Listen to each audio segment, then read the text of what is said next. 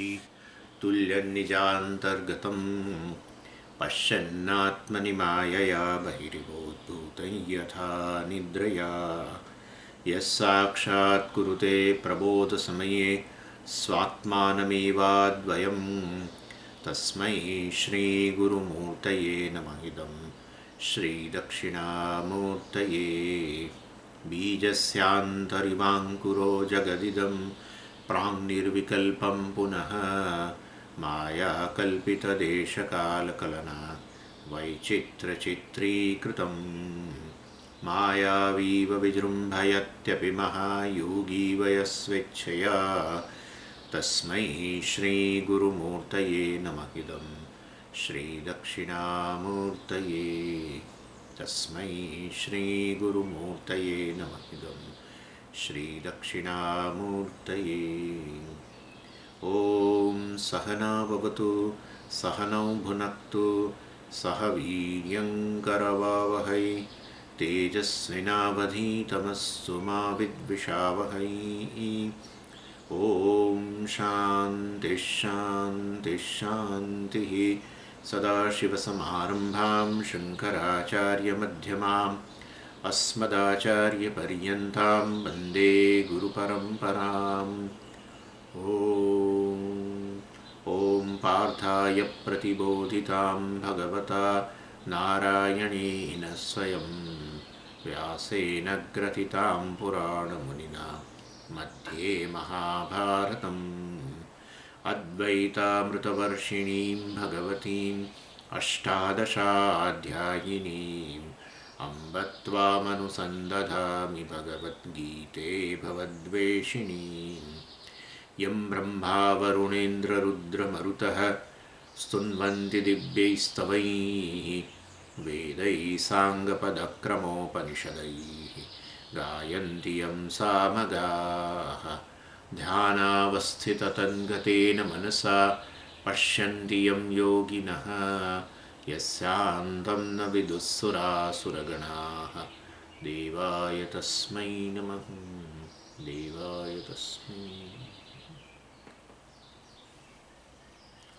એટલે આપણે આ 17મો અધ્યાય શરૂ કરેલો, શુક્રવારે શરૂ કર્યો કોઈ કારણસર. એનીવે આમ તો સોમવારે એનો વારો હોય છે ને, પણ ચાલો એને એનીવે એટલે આ 17મા અધ્યાયની ઇન્ટ્રોડક્શન તમે થોડી આપી દીધી, પણ જરા એને ફરી એકવાર જોઈ લઈએ.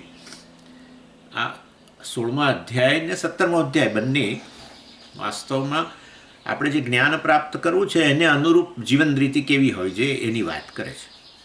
બે વસ્તુ છે, શાસ્ત્ર એટલે ઇન જનરલ શાસ્ત્ર, વેદ પણ બે વસ્તુની વાત કરે છે. જ્ઞાન પ્રાપ્ત કરવું જોઈએ મોક્ષ માટે.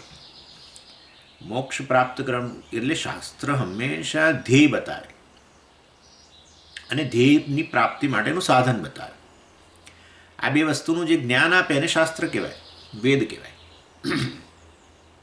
ધ્યેય અને ધ્યેયનું સાધન બંનેનું જ્ઞાન આપે. એટલે મોક્ષ ધ્યેય છે, એના માટે જ્ઞાન પ્રાપ્ત કરવું જોઈએ એ વાત કરે.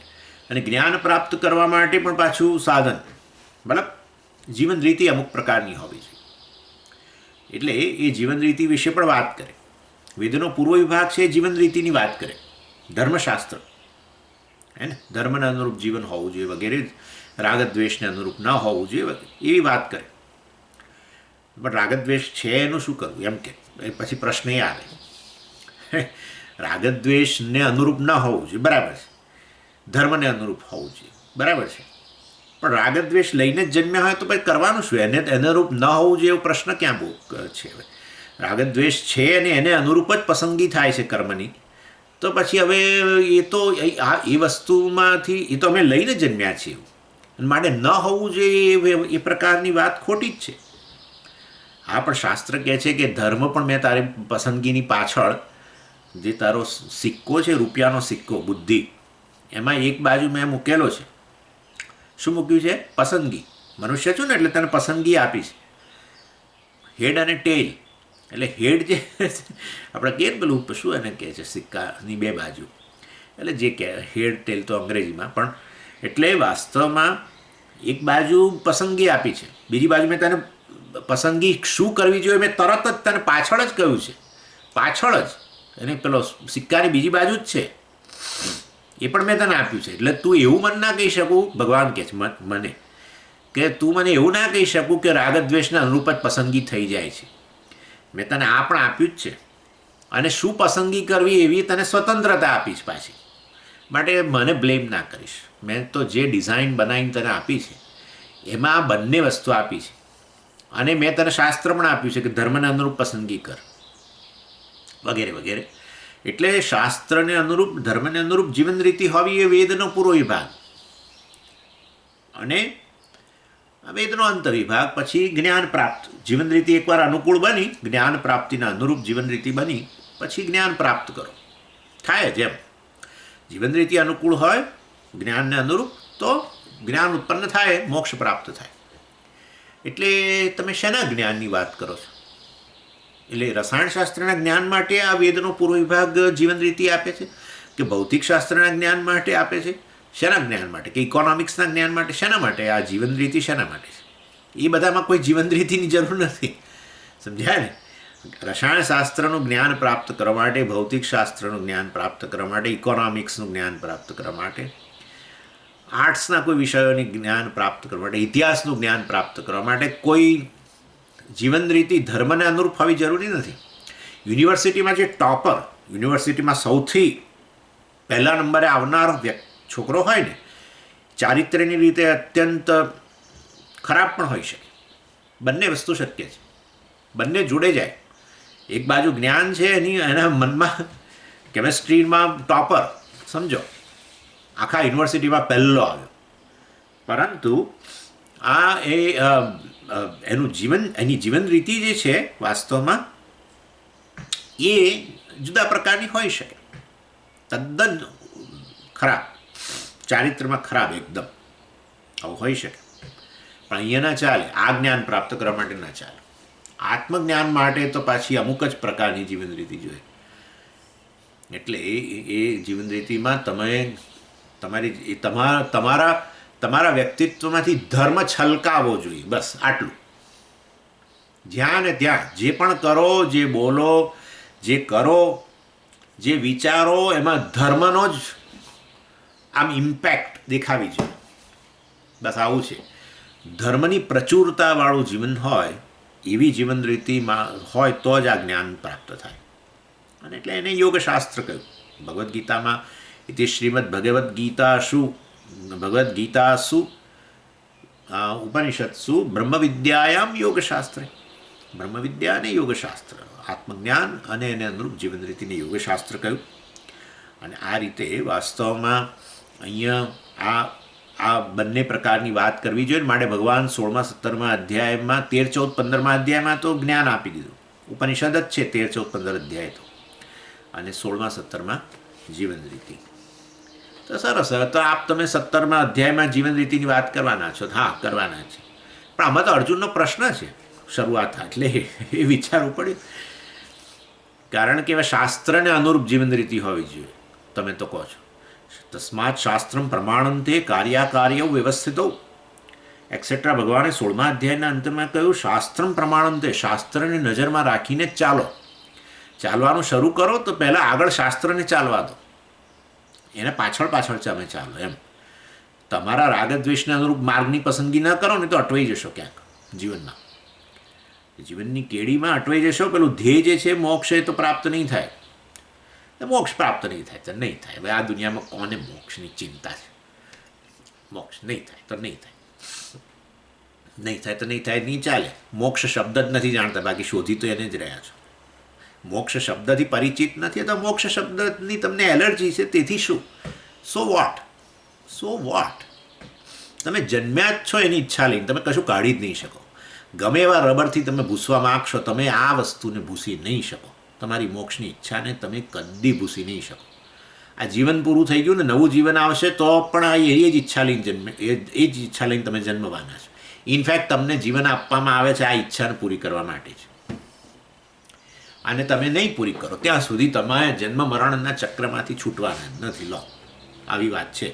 તેથી મોક્ષ શબ્દથી એલર્જી તમને આવતી હોય તો અમને વાંધો નથી. પણ તમે જે ઈચ્છો છો એમ એ આ મોક્ષની ઈચ્છા છે, અમે તમને પુરવાર કરીને બતાવી શકીએ એમ છે. ના ના, અમને તો કંઈ મોક્ષની ઈચ્છા નથી, અમારે તો આ જોઈએ છે, પેલું જોઈએ, પેલું જોઈએ છે.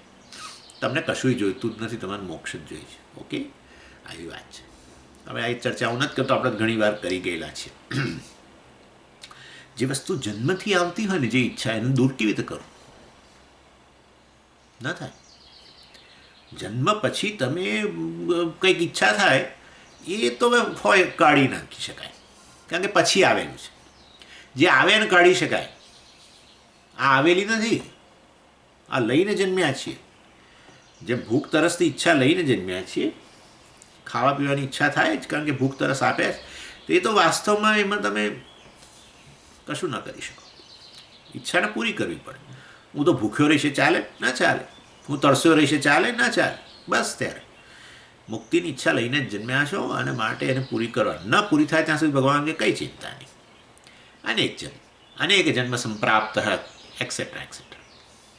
મનુષ્યાણામ સહસ્રેષુ કશ્ચિત યતતિ સિદ્ધે. સહસ્રેષુ મનુષ્યાણામ કશ્ચિત. કોઈક જ આ વસ્તુની ઈચ્છા પૂરી કરે છે, ભગવાન કહે છે. પણ જે પૂરી કરે છે એ પણ અનેક જન્મ સંપ્રાપ્ત, અનેક જન્મોને અંતે. એટલે ભગવાનને પણ આ બધી વસ્તુમાં બહુ ક્લિયર છે. ઇન શોર્ટ, ચાલો એ તો બરાબર છે, પરંતુ વાસ્તવમાં તસ્માત શાસ્ત્રમ પ્રમાણમ તે કાર્યાકાર્યો.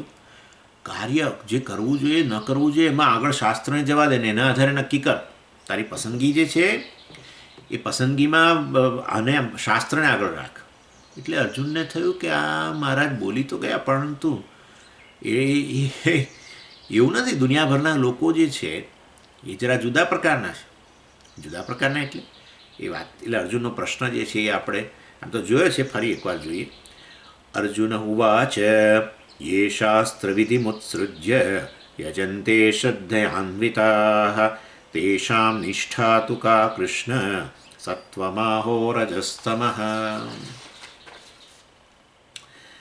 એટલે આ અર્જુન કહે છે કે હે ભગવાન, તમે કહ્યું કે હંમેશા આપણે આપણું જીવન શાસ્ત્રને અનુરૂપ જીવવું જોઈએ, ધાર્મિક વે જીવવું જોઈએ, અને એના માટે શાસ્ત્રનો આધાર લઈને જીવ.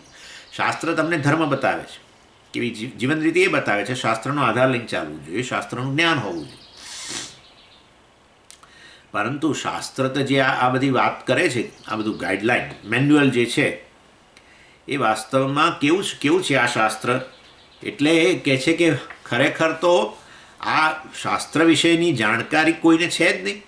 શ્રદ્ધા બધું છે, ધાર્મિક જીવન જીવે છે, પૂજા કરે છે, જપ કરે છે, તપશ્ચર્યા કરે છે, વગેરે બધું કરે છે. પરંતુ આ કોઈ એનો આધાર લઈને કરતું હોય, શાસ્ત્રનો આધાર લઈને કરતું હોય એવું નથી. કારણ કે એક તો મુશ્કેલી એ છે કે શાસ્ત્રો, જે પણ તમે શાસ્ત્રો ઉચકો તરત સંસ્કૃત જ આવીને ઊભું રહી જાય છે.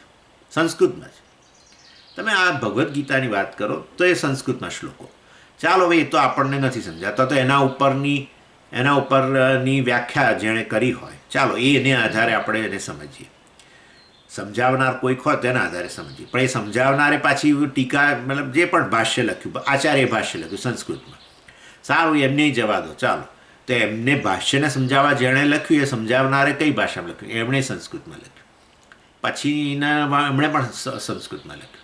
ટીકા ટિપ્પણી એવું કે ભાષ્ય, ટીકા, ટિપ્પણી એવું બધું નામ આપે એ લોકો. બધું સંસ્કૃતમાં. ચાલો તો એને જ છોડી દો અને બીજું કોઈ શાસ્ત્ર પકડો. જે પણ પકડો બધું સંસ્કૃતમાં જ. અને તમે મહારાજ કહો છો કે બધું શાસ્ત્રને આધાર લઈને જીવન રીતિ ઘડવી જોઈએ. પણ અહીંયા શાસ્ત્ર અમને જે માર્ગદર્શન આપે છે એ અમારી ભાષામાં આપવું જોઈએ ને. અમે ના સમજીએ એ ભાષામાં આપે તો અમને શું સમજવાના છીએ? એટલે આ અર્જુનનો પ્રશ્ન બહુ યોગ્ય છે. શ્રદ્ધયાન્વિતા, શ્રદ્ધાથી ભરપૂર છે, બધા તૈયાર છે માર્ગદર્શન લેવા માટે. પણ માર્ગદર્શન તમે એવી ભાષામાં આપો કે જે કોઈ સમજી જ ના શકે, તો એનો અર્થ શું છે? તો તમે તમારું સ્ટેટમેન્ટ પાછું લઈ લો. ભગવાન શાસ્ત્રને પ્રમાણ માનીને પોતાનું જીવન ઘડનારા, શાસ્ત્ર જેમ જેમ માર્ગદર્શન આપે એને આધારે ગણનાર, પણ શાસ્ત્રનું માર્ગદર્શન સમજે કોણ? એટલે શ્રદ્ધયાન્વિતા.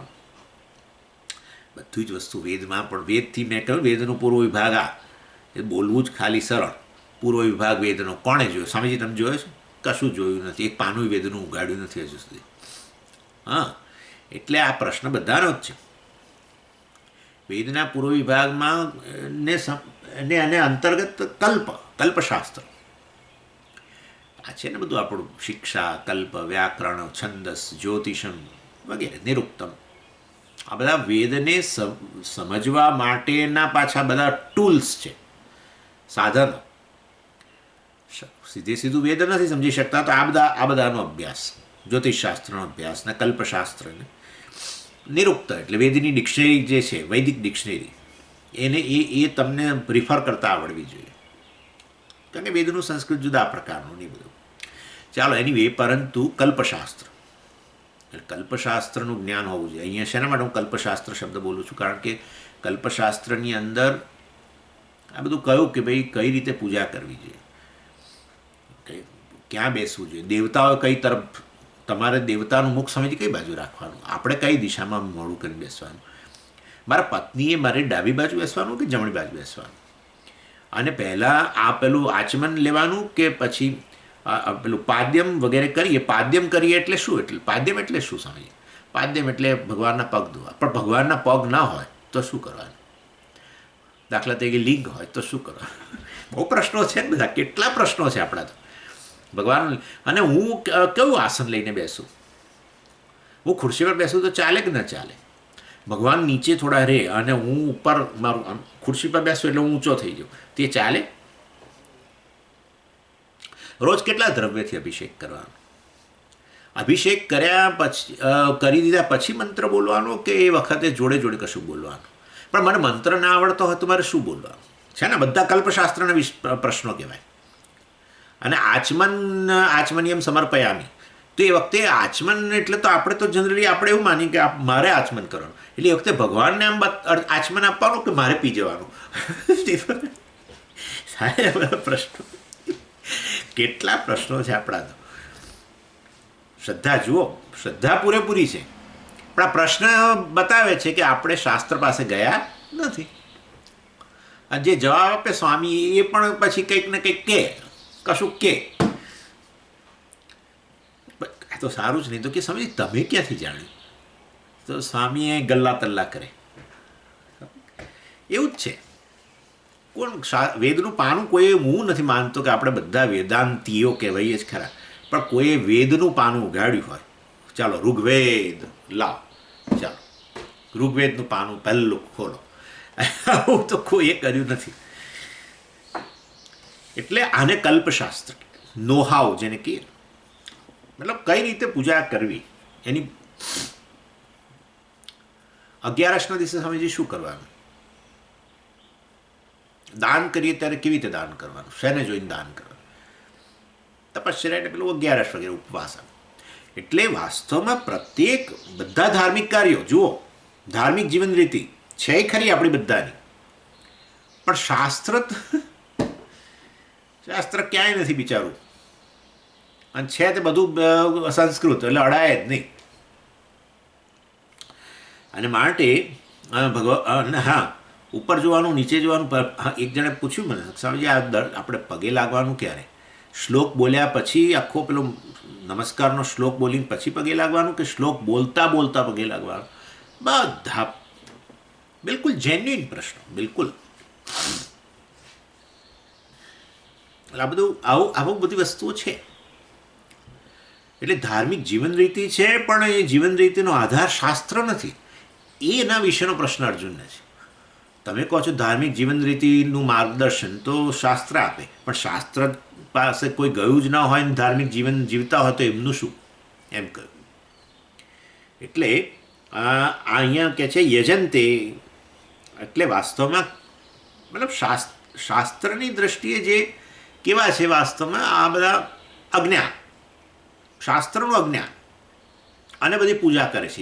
યજંતે એટલે શ્રદ્ધયાન્વિતા, શ્રદ્ધાથી અન્વિત છે, શ્રદ્ધાથી ભરપૂર રહેલી છે, પણ છતાં શાસ્ત્રનું અજ્ઞાન છે. એવા લોકો જ્યારે પૂજા કરે છે યજંતે, કારણ કે એમને ઉત્સાહ છે, પ્રેમ છે ભગવાન માટે, અને માટે રોજે રોજ પૂજા કરતા હોય. એટલે જે પણ દેવતાની પૂજા કરતા હોય એ દેવતા પ્રત્યે એમને પ્રેમ પણ છે, એને આધારે તો દેવતા એમણે પસંદ કર્યા છે, એટલે ઈશ્વરનું એ રૂપ એમણે પસંદ કર્યું છે અને એ પૂજન કરી રહેલા છે. તો વાસ્તવની અંદર પણ કેવા છે? શાસ્ત્ર વિધિમ ઉત્સૃજ્ય, શાસ્ત્ર વિધિને જાણતા નથી. એટલે સાચી પદ્ધતિથી કરે છે કે ખોટી પદ્ધતિથી કરે છે એ જ એમને ખબર ના હોય નેચરલી. કારણ કે ગયા હોય શાસ્ત્ર પાસે તો ખબર પડે કે આ સાચી છે ને આ પદ્ધતિને આ ખોટી પદ્ધતિ છે, પણ એવું એ લોકોને જ્ઞાન જ નથી. અને માટે શાસ્ત્ર વિધિમ ઉત્સૃજ્ય, શાસ્ત્ર વિધિનું ઉલ્લંઘન કરીને. એટલે ઉલ્લંઘન એટલે જાણતા નથી એ રીતે. ઉલ્લંઘન એટલે એસી તેસી એવું બધું નહીં, પણ જાણતા જ નથી. એટલે બની શકે કે જે પૂજા જે રીતે કરતા હોય એ શાસ્ત્રમાં જે બતાવ્યું એના કરતાં થોડું જુદું જ હોય. શાસ્ત્રમાં કયું હોય એ પ્રમાણે ન પણ હોય, કારણ કે ખબર જ નથી. એટલે એનીવે એ શાસ્ત્ર વિધિમ ઉત્સૃજ્ય યજંતી એમ. અને શ્રદ્ધાયાન્વિતા, પાછા શ્રદ્ધાથી ભરપૂર છે. તેષામ નિષ્ઠા કા, ભગવાન કે અર્જુન કહે છે કે એમની નિષ્ઠા શું? એ લોકો આ બધું જે કરી રહ્યા છે, જેમાં ગળાડૂબ થઈને કરી રહ્યા છે, એ નિષ્ઠા એમની કઈ છે? એમની શ્રદ્ધા કઈ છે? એમ એ કઈ શ્રદ્ધાના આધારે કરી રહ્યા છે એવું ભગવાનને પૂછે છે અર્જુન. એટલે પાછી એટલે મને આપ કહો મને, એમની સાત્વિક શ્રદ્ધા કહેવાય, રાજસ શ્રદ્ધા કહેવાય, તામસ શ્રદ્ધા કહેવાય? અર્થાત આ ભક્ત જે છે જ્યાં કરી રહ્યો છે પૂજા, સીધું કહું તમને, એ સાત્વિક ભક્ત છે, રાજસ ભક્ત છે કે તામસ ભક્ત છે? એમ કેમ સમજી? સાત્વિક શ્રદ્ધા અને સાત્વિક ભક્ત એક જ વસ્તુ છે? તમે તો બદલી કાઢ્યો શબ્દ. હા, જેવી શ્રદ્ધા એવો માણસ. આપણે જે પણ કરીએ ને એની પાછળ આપણી એક અન્ડરસ્ટેન્ડિંગ હોય, આપણી એક સમજ હોય, એમાં આપણે નિષ્ઠ થયેલા કહેવાય. એટલે તેષામ નિષ્ઠા, આપણી નિષ્ઠા જે હોય, આપણે જે વસ્તુમાં કન્વિન્સ થયેલા હોઈએ એને આધારે આપણે કર્યા કરીએ. એટલે અહીંયા કહે છે સત્વમાહો રજસ્તમઃ. અર્જુન કહે છે એમની શ્રદ્ધા, એમની નિષ્ઠા કયા પ્રકારની ગણશો? સાત્વિક, રાજસ કે તામસ? જે લોકો શ્રદ્ધાથી ભરપૂર છે, પ્રેમપૂર્વક કરે છે બધા ધાર્મિક કાર્યો, પૂજા, જપ, તપ વગેરે, સર્વ કંઈ દાન વગેરે બધું, બધા ધાર્મિક કાર્યો કરે છે, ધાર્મિક જીવન છે એમનું. પરંતુ એ લોકો શાસ્ત્ર વિધિને જાણતા નથી ને શ્રદ્ધાએ રહેલી છે, તો પછી એમની સાત્વિક ગણવી, શ્રદ્ધા, રાજસ ગણવી, તામસ ગણવી, શું કેવા પ્રકારના ભક્ત કહેવાય એમને? એ જોયું હતું ને આપણે. નિષ્ઠા એટલે નિતરામ સ્થિતિ, જેમાં સ્થિત થઈને આપણે બધા આપણા પોતાના કાર્યો કરીએ. હવે એ કાર્યોમાં પછી અમુક કાર્યો તમારે નહીં ગણવાના, કારણ કે હવે રોજે રોજ આપણે દાંતની સફાઈ કરીએ, આ સ્નાન કરીએ, હવે એમાં આપણી નિષ્ઠા એવું બધું બહુ વિચારવાનો પ્રશ્ન નથી. પણ ધાર્મિક કાર્યો આપણે, એટલે અર્જુનનો જે પ્રશ્ન હતો એમાં પછી હવે ભગવાન એનો જવાબ આપે છે. ત્રિવિધા ભગવાન ઉવાચ ત્રિવિધા ભવતિ શ્રદ્ધા દેહિનામ સા સ્વભાવજા સાત્વિકી રાજસી ચૈવ તામસી ચેતિ તામ શૃણુ. ત્રિવિધા ભવતિ શ્રદ્ધા, ત્રણ પ્રકારની શ્રદ્ધા રહેલી છે. ભગવાન કહે છે ત્રિવિધા, વિધા એટલે પ્રકાર, 3 પ્રકારની શ્રદ્ધા રહેલી છે. અને એટલે ભગવાન જાણે અહીંયા કહી રહેલા છે, જવાબ સીધો નથી આપતા. હા, આની શ્રદ્ધા જે છે ને, ભગવાન એમ નથી કહી દેતા કે હા તું જેની વાત કરી રહ્યો છો એ લોકોનામાં શ્રદ્ધા છે ખરી અને શાસ્ત્રનું જ્ઞાન નથી અને બધા પૂજા કાર્યો, બધા ધાર્મિક કાર્યો કરે છે, તો એ લોકોની શ્રદ્ધા આ પ્રકારની છે. આવું ભગવાન કહેતા જ નથી. ભગવાન કહે છે હું તને એક લીટીમાં આન્સર નહીં આપી શકું એનો, મારે તને સમજાવવું પડશે કે જો 3 પ્રકારની શ્રદ્ધા રહેલી હોય છે, અને સાત્વિકી શ્રદ્ધા ધરાવનાર આવા છે, રાજસ શ્રદ્ધા ધરાવનાર છે, તામસ શ્રદ્ધા ધરાવનાર. કેમ આવું કરવાની જરૂર પડી? એનું કારણ છે. ભગવાને સીધું કેમ ના કર્યું? કારણ કે જો તમે તમારા ધાર્મિક કાર્યો કરો એની પાછળ શાસ્ત્રનું જ્ઞાન રહેલું હોય, અર્થાત શાસ્ત્રએ જે માર્ગદર્શન આપ્યું એને આધારે જ કરતા હોવ, તો સાત્વિકી થઈ જ ગઈ. કેમ એને કેમ સાત્વિકી કહેવાય? કારણ કે ભાઈ શાસ્ત્રનો ઉદ્દેશ તો એક જ છે, તમને સત્વ તરફ લઈ જવા. આ એક જ ઉદ્દેશ છે શાસ્ત્રનો. એટલે શાસ્ત્ર તમને માર્ગદર્શન આપે કે આમ કર, તો એની પાછળનો ઉદ્દેશ એ છે કે એમ કરતા રહેશો તો તમે સત્વની વૃદ્ધિ થશે. એટલે શાસ્ત્રનું માર્ગદર્શન લઈને તમે કોઈ પણ ધાર્મિક કાર્યો કરો તો છેવટે સાત્વિક જ બની જશો. એટલે એ પ્રશ્ન, એટલે હું તને એમ નહીં કહી શકું કે આ બધા લોકો વિશે તે જે પ્રશ્ન કર્યો જેમાં શ્રદ્ધા રહેલી છે પરંતુ શાસ્ત્રનું જ્ઞાન નથી, માટે હવે એમને સાત્વિક ન કહેવાય. કારણ કે શાસ્ત્રનું જ્ઞાન ન હોય અને તમે ધાર્મિક કાર્યો જેમ કૌટુંબિક ચીલો ચાલતો આવ્યો હોય, રીત રિવાજ હોય પ્રમાણે કર્યા કરો, અથવા કોઈક પૂછ્યું, કોઈકને સ્વામીને પૂછ્યું, ફલાણાને પૂછ્યું અને એ પ્રમાણે તમે કર્યા કરો, શ્રદ્ધાથી કરો, પ્રેમપૂર્વક કરો ધાર્મિક કાર્ય બધું. પણ શાસ્ત્રનું જ્ઞાન ન હોય, શાસ્ત્રનું માર્ગદર્શન ન હોય, શાસ્ત્રનું પીઠબળ ન હોય, શાસ્ત્રનું એ લોકોને પોતાને જ્ઞાન ન હોય, તો એ લોકોની શ્રદ્ધા સાત્વિકી શ્રદ્ધા હું ન કહી શકું. એટલે ભગવાન કહે છે કે હવે આ શ્રદ્ધા પાછળ વાસ્તવની અંદર મતલબ શાસ્ત્રનું પીઠબળ નથી, પરંતુ પોતાનો સ્વભાવ જે છે એને આધારે એ લોકો કરી રહ્યા છે. બે જ વસ્તુ હોય, તમે જે કર્મ કરો એની પાછળ ક્યાં તો તમારી પોતાની વાસનાઓ, રાગ દ્વેષ, પોતાનો સ્વભાવ, એને આધારે કરો, પોતાનું કેરેક્ટર જે પ્રકારનું હોય એના આધારે કરો, અથવા તો શાસ્ત્રનું માર્ગદર્શન હેઠળ કર્યા કરો. બેમાંથી એક જ વસ્તુ છે. શાસ્ત્રનું માર્ગદર્શન ન હેઠળ હોય તો હવે પછી પોતાના સ્વભાવને આધારે કરે છે. તો પોતાનો સ્વભાવને આધાર કરતું હોય તો પછી તો હવે બધાનો એક સરખો તો સ્વભાવ છે નહીં.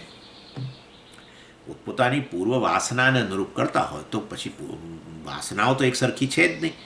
તો પછી હવે મારે તને વિભાગ કરીને બતાવવો પડશે કે ભલે ધાર્મિક કાર્યો કરતા હોય પરંતુ એ લોકોનો સ્વભાવ કેવો છે, એ સ્વભાવના આધારે એ શ્રદ્ધા નક્કી થાય. એટલે એ વસ્તુ અહીંયા ભગવાન કહી રહ્યા છે. કંઈ પણ પૂજા કરતા હોય, પૂજા પાછળનો ઉદ્દેશ પણ માત્ર બાહ્ય દ્રષ્ટિએ પૂજા કરવા દ્વારા એની પાછળ સ્વભાવ જવાબદાર નહીં, પૂજા પાછળનો ઉદ્દેશ્ય માટે સ્વભાવ જવાબદાર હોય.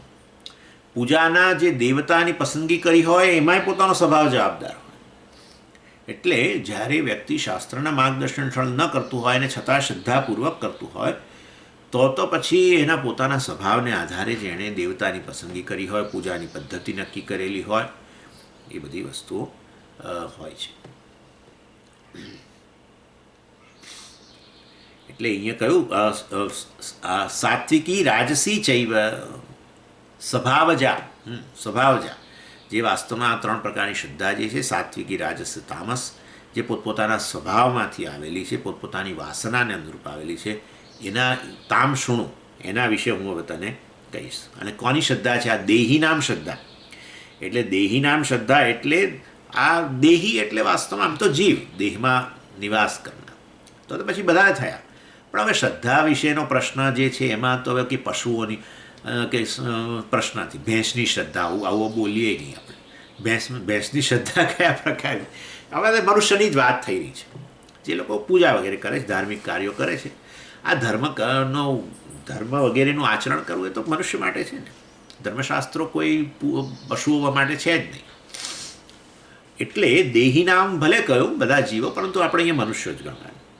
દેહીનામ શ્રદ્ધા એટલે આ બધા જે શાસ્ત્રથી અજ્ઞાત જે મનુષ્યો જે છે એ લોકો બધા જે છે એમની શ્રદ્ધા કેવા પ્રકારની છે? સ્વભાવ જ આ પોતપોતાની પર્સનાલિટી, પોતાનું વ્યક્તિત્વ, પોતાનો અભિગમ જીવન પ્રત્યેનો અથવા ધાર્મિક કાર્યો પ્રત્યેનો પોતાનો અભિગમ વગેરે જે છે, જેમાં પૂર્વ વાસનાઓ જવાબદાર છે, પૂર્વજન્મની વાસનાઓ જવાબદાર છે, એના આધારે વાસ્તવમાં એ નક્કી કરે છે.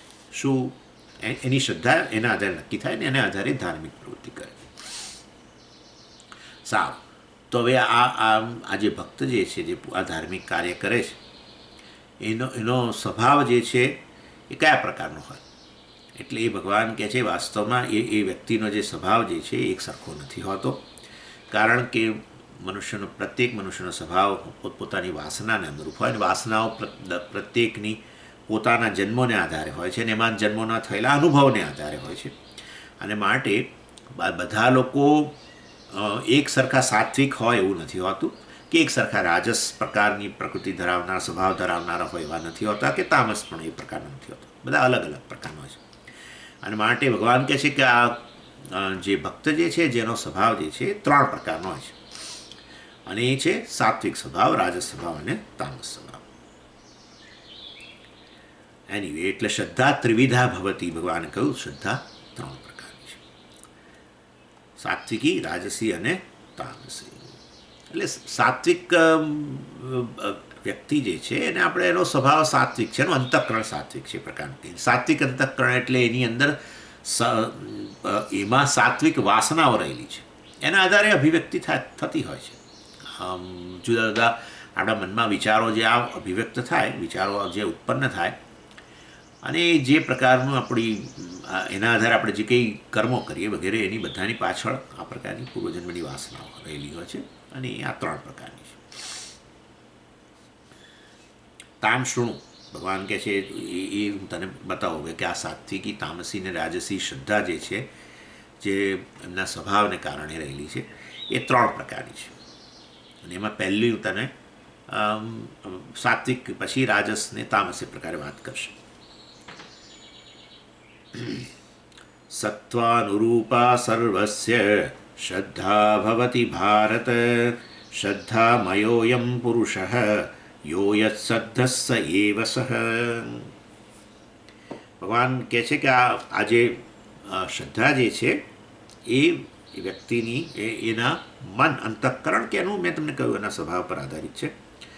અને અહીંયા ભગવાને કહ્યું સત્વાનુરૂપા સર્વસ્ય. અહીંયા સત્વાનુરૂપા, સત્વ એટલે એ અંતઃકરણ.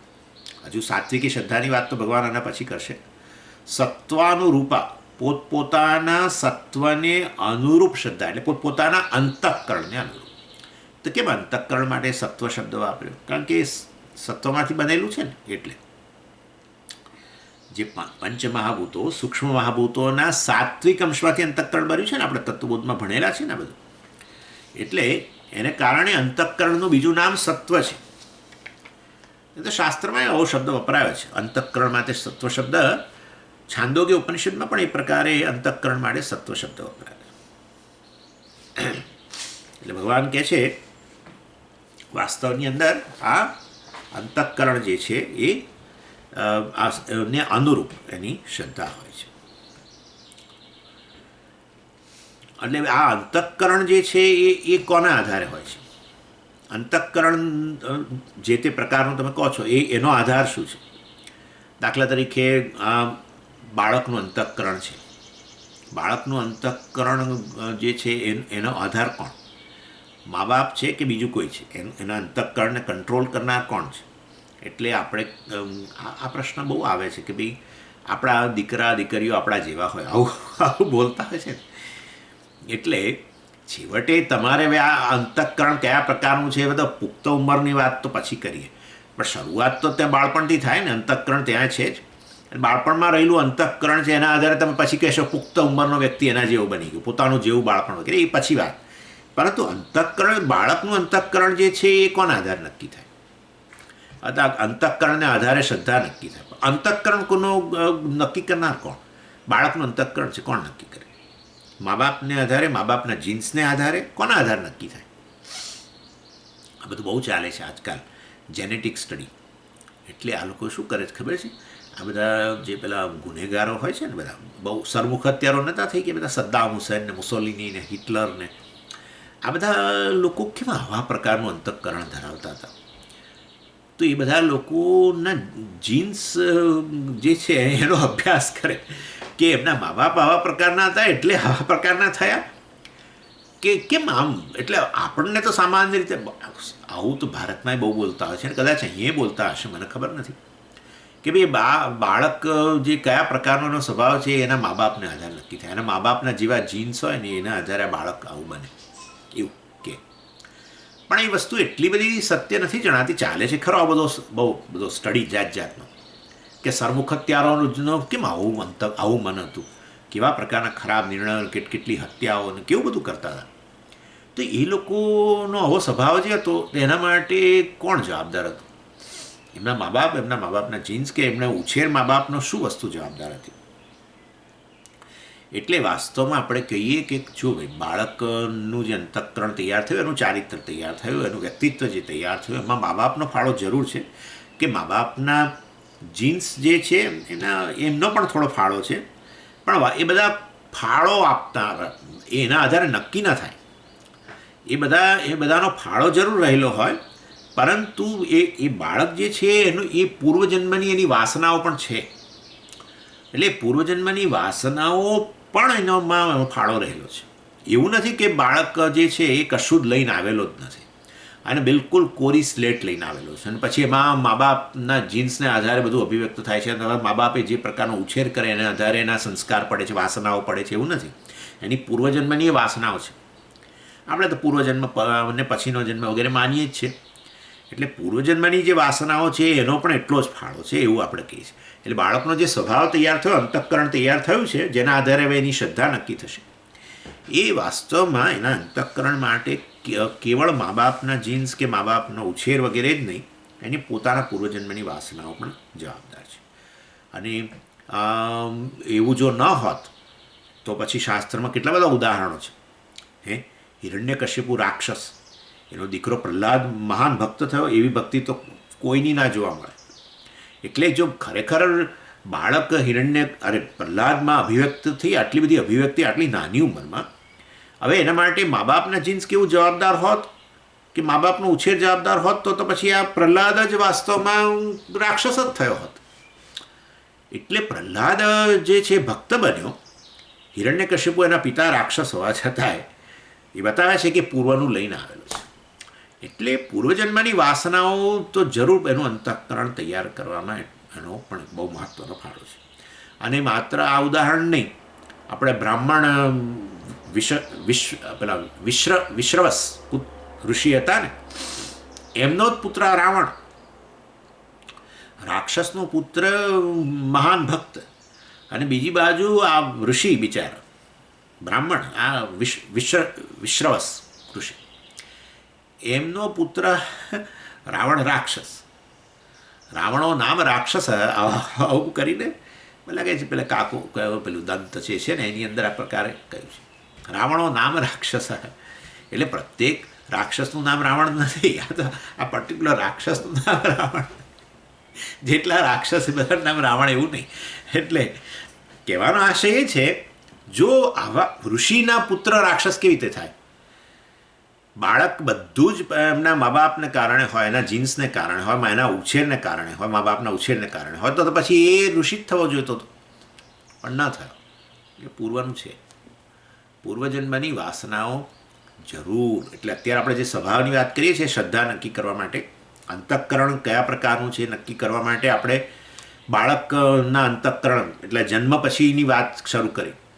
તેની અંદર તો હવે આ જોઈએ છે કે પ્રમાણે આ બધી વસ્તુ જવાબદાર છે. મા બાપના જીન્સ પણ ઘણો જવાબદાર, કે એનો ઉછેર, એ લોકોએ જે પ્રકારનું વાતાવરણ આપ્યું એ પણ સાથે સાથે પૂર્વજન્મની વાસનાઓ.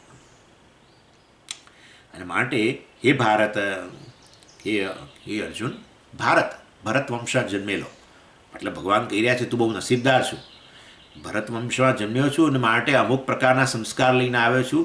તું જન્મ્યો છે તારી પૂર્વવાસના જરૂર, અને સાથે સાથે આ મા બાપના જીન્સ વગેરે ભરતકુળમાં જન્મ્યો, અને ઉછેર પણ તારો એવો પ્રકારનો થયો જે પણ એને કારણે તું ખરેખર એક ભક્ત, મહાન ભક્ત, તારો સ્વભાવ જુદા જ પ્રકારનો. એટલે એ ભારત કહીને જાણે ભગવાન એનો નિર્દેશ કરે છે. અર્જુન માટે સંબોધન વાપર્યું ભારત એટલે ભરત વંશમાં જન્મેલો. એટલે આ શ્રદ્ધા જે છે વાસ્તવમાં આ પ્રકારની એના આધારે સત્વાનુરૂપા શ્રદ્ધા, સત્વાનુરૂપા એની શ્રદ્ધા અંતઃકરણ અનુરૂપ હોય છે. અને અંતઃકરણ માટે પૂર્વ વાસનાઓ અને મા બાપ કંઈક અંશે બંનેનો ફાળો રહેલો છે. એટલે અહીંયા ભગવાન જાણે કે અહીં વોર્નિંગ, એક પેલી ચેતવણી આપે છે. એટલે આ શ્રદ્ધાને તું વાસ્તવમાં આમ અવગણવતો નહીં. વાસ્તવની અંદર આ વ્યક્તિના જન્મ પછીની શ્રદ્ધા, બાળકની શ્રદ્ધા આપણે કેવી ગણીએ? બિલકુલ આમ હજુ એનો વિકાસ પૂરો થયો નથી, એનો સ્વભાવ છે પૂરેપૂરો અભિવ્યક્ત થયો નથી. બાળકમાં તમે સ્વભાવનું દર્શન કરવા જાઓ તો તમને એટલું ખબર ન પડે. એ જ્યારે ધીરે ધીરે પુખ્ત ઉંમરનો થાય ત્યારે બધું અભિવ્યક્ત થાય. એટલે સ્વભાવ નક્કી કરવા માટે હંમેશા આપણે પુખ્ત ઉંમરની વ્યક્તિની જ તરફ જઈએ, બાળકના આધારે નક્કી નથી કરતા. પણ ત્યાં આ વસ્તુ રહેલી તો છે, જે અત્યારે પુખ્ત ઉંમરમાં એની શ્રદ્ધા કે અંતઃકરણ જે પ્રકારનું દેખાય છે, એની નિષ્ઠા જે પ્રકારની દેખાય છે, જેના આધારે એનું વ્યક્તિત્વ જે પ્રકારનું દેખાય છે, એ છેવટે આવ્યું છે ત્યાં બાળપણ અવસ્થામાંથી છે. ભલે ત્યાં નક્કી નથી કરી શકતા, પરંતુ આવી છે ત્યાંથી બળે આ શ્રદ્ધાને તું કોઈ આમ અવગણિત તો નહીં, આ બહુ મોટી વસ્તુ છે. એટલે જેવું પ્રકારનું આપણે ચિંતન કરીએ એવા આપણે બની જઈએ જે કહેતા હોઈએ છીએ. અને એટલે આ બાળક જે છે એ જ પછી પુખ્ત ઉંમરનો બનશે અને એ વખતે એનું આ બધી વસ્તુ જે બાળપણની અવસ્થામાં રહેલી છે એ જ વસ્તુ બધી અભિવ્યક્ત થવાની છે. એટલે શ્રદ્ધા જ વાસ્તવની અંદર વ્યક્તિને આ રીતે એના વ્યક્તિત્વને ઘડે છે. એટલે ભગવાન કહી રહ્યા છે અયમ પુરુષ, અત્યારે તું આ જે પુખ્ત ઉંમરનો પુરુષ એટલે આ પુખ્ત ઉંમરનો વ્યક્તિ જે છે મનુષ્ય જે છે એ જે તું જોઈ રહ્યો છું અયમ એટલે આ વ્યક્તિ જે છે એ વાસ્તવમાં એની બાળપણના જે મૂલ્યો જે છે બાળપણની અવસ્થામાં એનો જે વિકાસ થયો છે, જે પ્રકારની એની ત્યાં શ્રદ્ધા હતી એ જ અત્યારે અહીંયા આ રીતે અભિવ્યક્ત થયેલી છે. એટલે આપણે કહીએ ને બાલ્યાવસ્થામાં તમે જુઓ તો આ બધા બાલ્યાવસ્થામાં પોતપોતાના આદર્શો હોય છે. હીરો એટલે આપણે પેલા ફિલ્મની વાત નથી કરતો, પણ બાલ્યાવસ્થામાં તમે જોજો દરેક બાળક કોઈકને ને કોઈકને આદર્શ માનતું હોય છે. એ કેટલાક ફિલ્મી હીરોને હીરો માનીને એના જ પિક્ચરો જોવાનું શરૂ કરે ને એના જ ફોટા ખરીદવાનો મા બાપ પાસે આગ્રહ રાખીને આવું બધું બને, પોસિબલ છે. બહુ નાની ઉંમર નહીં, પરંતુ થોડોક સહેજ મોટો થાય પછી એની એ પ્રકારની પણ એની વૃત્તિ હોય. એટલે બાળકમાં જ એક આદર્શ વ્યક્તિ એના જીવનમાં એક આદર્શ તરીકે કોઈક ને કોઈક આવી તો જતું જ હોય છે, કોઈ રોલ મોડેલ. કેટલાક લોકોને આ બધા પેલા એક બાળક હતો ને એને આ બહુ ગમતું હતું, આ બધી પેલી કાર રેસ થાય ને એ કાર રેસ જોવાનું બહુ ગમે. પછી એને વધારે જરા સેજ તપાસ કરી તો ખબર પડી કે કાર રેસની અંદર જે ડ્રાઈવર હોય એના પ્રત્યે એને બહુ આકર્ષણ, અને એમાં જે જીતી જાય તો એનો ફોટો લઈને ફરે. એટલે હવે આવા પ્રકાર આવી વસ્તુ છે. એટલે દરેકના જીવનમાં કોઈક ને કોઈક હીરો એટલે આવો આદર્શ બાળપણ અવસ્થામાં જ હોય છે. અને એ જ મતલબ કે એની એ બાળકની એમાં શ્રદ્ધા છે. અને તમે જુઓ તો એ ધીરે ધીરે એ પુખ્ત ઉંમરનો થાય એટલે બને કે ના બને, પરંતુ એનામાં આ વ્યક્તિત્વમાં આ બધી વસ્તુઓ બહુ જ દેખાય પછી. એટલે આ લોકો કહે છે કે the child is a father of a man. બોલો, child is a father of a man. આ પુખ્ત ઉંમરનો જે વ્યક્તિ છે એના પિતા કોણ? તો કે પેલો બાળક. કારણ કે બાળકે જ આ પુખ્ત ઉંમરનો વ્યક્તિને જન્મ આપ્યો છે. એની શ્રદ્ધા ત્યાં જ વ્યક્ત થયેલી, ત્યાં જ એની નિષ્ઠા હતી, ત્યાં જ એના જીવનમાં કેટલાક રોલ મોડેલ હતા, અને એની આસપાસ જ પોતાનું જીવન જોતો હતો, ઘડતો હતો. એના આધારે જ બધા એના પ્રમાણે બિહેવિયર કરે ને બધું કરે. એના પ્રમાણે એ નાની ઉંમર હોય તો એ એક ગાડી લઈને ફરે, કાર લઈને, એટલે મતલબ એવી જાણે કે શું મોટું પોતે પેલું ફરારી લઈને ફરતો હોય. એટલે આ રીતે વાસ્તવમાં આ છેવટે મનુષ્યની પુખ્ત ઉંમરના મનુષ્યની શ્રદ્ધા અયમ પુરુષ એ વાસ્તવમાં શ્રદ્ધામય છે. એની શ્રદ્ધાનું એ શ્રદ્ધાનો જ બનેલો છે. અને એ શ્રદ્ધા ક્યાં અભિવ્યક્ત થયેલી છે? એ નાનપણમાં જ બાળપણમાં જ અભિવ્યક્ત થઈ ગયેલી છે. તો બાળપણમાં એ જે શ્રદ્ધા છે ક્યાંથી આવી? મા બાપનો ફાળો ઘણો, અને એ ઉછેર પણ ખરો થોડો ઘણો, પણ સાથે સાથે પૂર્વજન્મનું પણ ઘણું બધું હોય છે. એટલે આ રીતે અયમ પુરુષા શ્રદ્ધામય, અને એ જ પછી અત્યારે જેવી એની શ્રદ્ધા બાળપણમાંથી એવો જ અત્યારે બની ગયો છે. માટે બાળક જ એ પુખ્ત ઉંમરની વ્યક્તિનો પિતા છે એમ કે છે.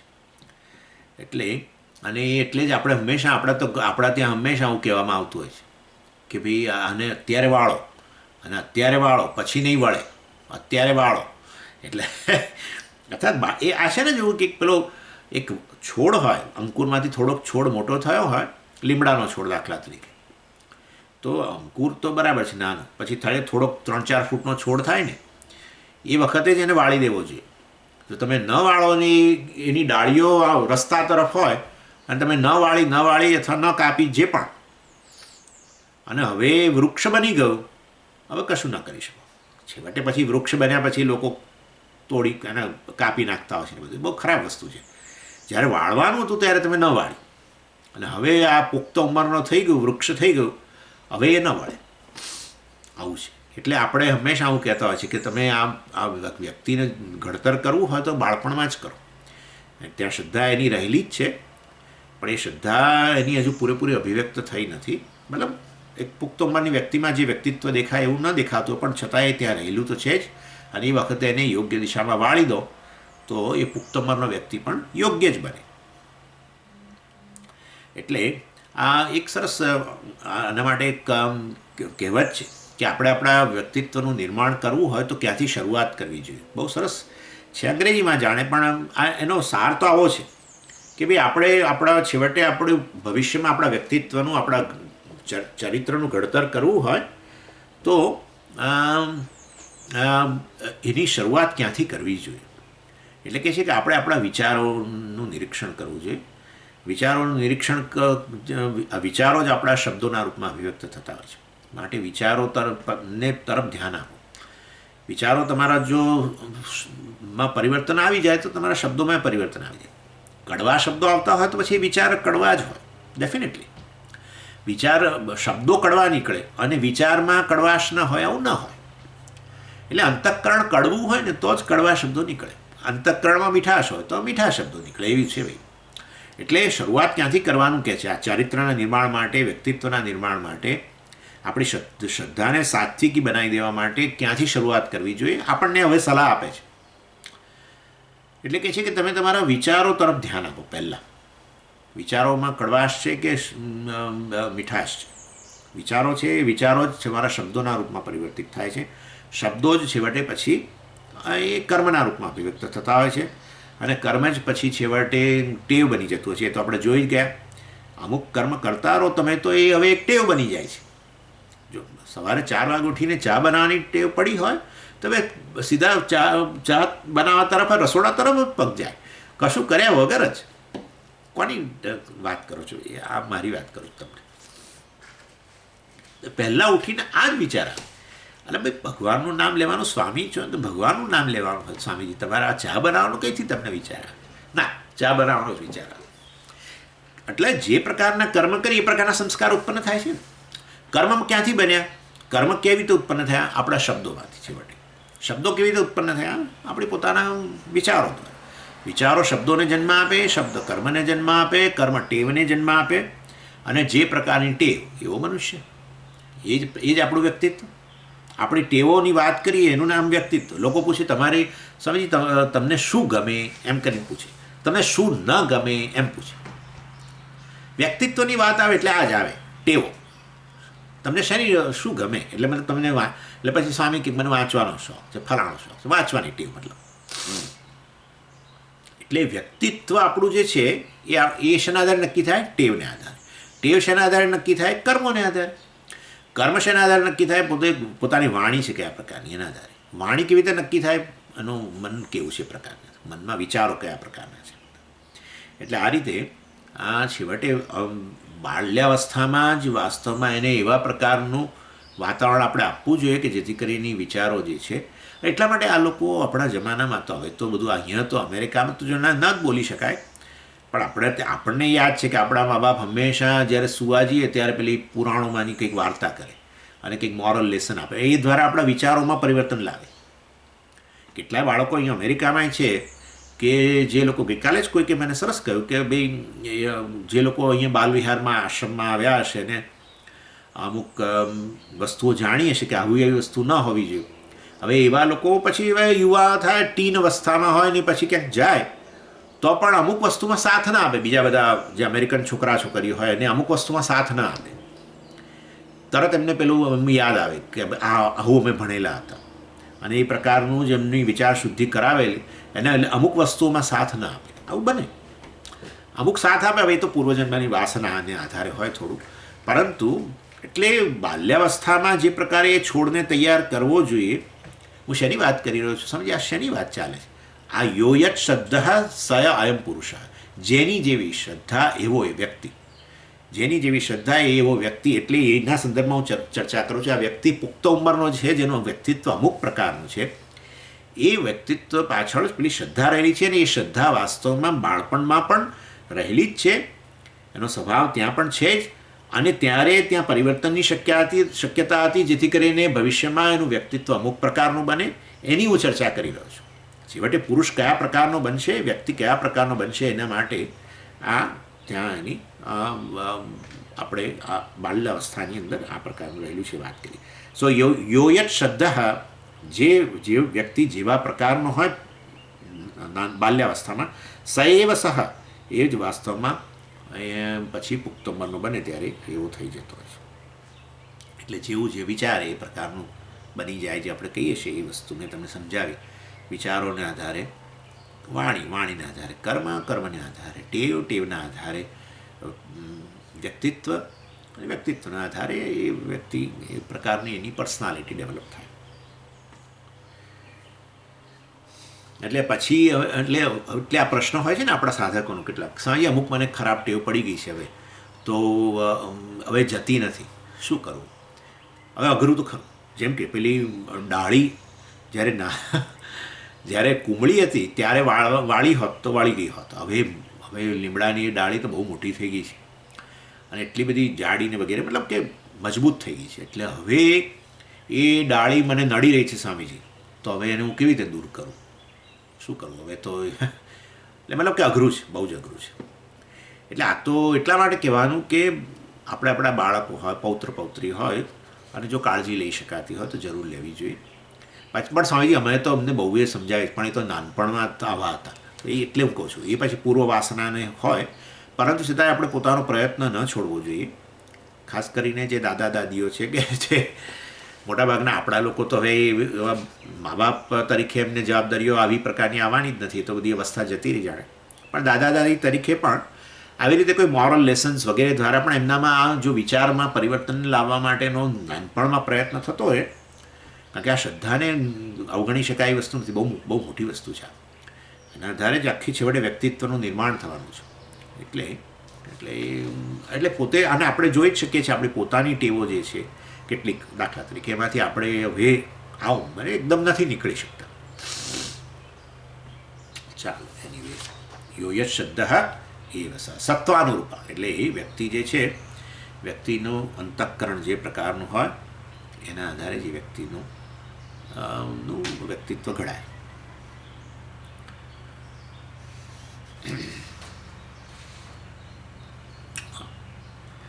પછી ચોથો શ્લોક. યજન્તે સાત્વિકા દેવાન યક્ષરક્ષાંસી રાજસાઃ પ્રેતાન ભૂતગણાંશ્ચાન્યે યજન્તે તામસા જનાઃ. એટલે હવે ભગવાન પેલી મેં કહ્યું 3 પ્રકારની શ્રદ્ધાની વાત, પોતપોતાના અંતઃકરણને આધારે શ્રદ્ધા નક્કી થાય.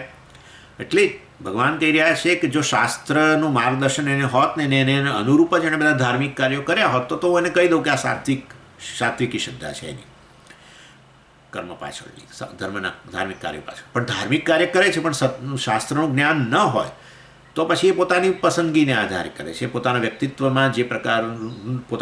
જે પ્રકારનું છે એમાં સ્થિત થઈને એ કરી રહ્યો છે. તો પછી હવે તો એમાં 3 પ્રકારના સ્વભાવ રહેલા છે, પોતાના સ્વભાવના આધારે કરે છે માટે. અને યજન્તે સાત્વિકા દેવાન, સત્વ, રજસ અને તમસ, સાત્વિકી શ્રદ્ધા, તામસિક શ્રદ્ધા અને રાજસ શ્રદ્ધા. યજન્તે સાત્વિકા દેવાન યજન્તે, સાત્વિકી શ્રદ્ધા ધરાવનારા, સાત્વિકી ભક્તો, સાત્વિક વ્યક્તિત્વ ધરાવનારા જે છે, દેવાન યજન્તે, એ કોણ? દેવતાઓનું પૂજન કરે છે. યક્ષ રક્ષાંસી રાજસા, એટલે ભગવાન અહીંયા પેલું પહેલાં બતાવે છે કે પૂજા વગેરે કરે છે તો કેવા પ્રકારના દેવતાઓની પસંદગી કરે છે. અને યક્ષ રક્ષાંસી રાજસાહ, યક્ષ અને આ રાજસિક જે છે લોકો, અથવા રાજસિક ભક્તો, અથવા રાજસ શ્રદ્ધા ધરાવનારા જે લોકો જે છે એ યક્ષ અને રાક્ષસ, જે મેં તમને ગઈ વખતે પણ કહ્યું હતું, રાક્ષસ એટલે અહીંયા તમે પેલા રાક્ષસોની એ નહીં, પણ આ એક યોની છે,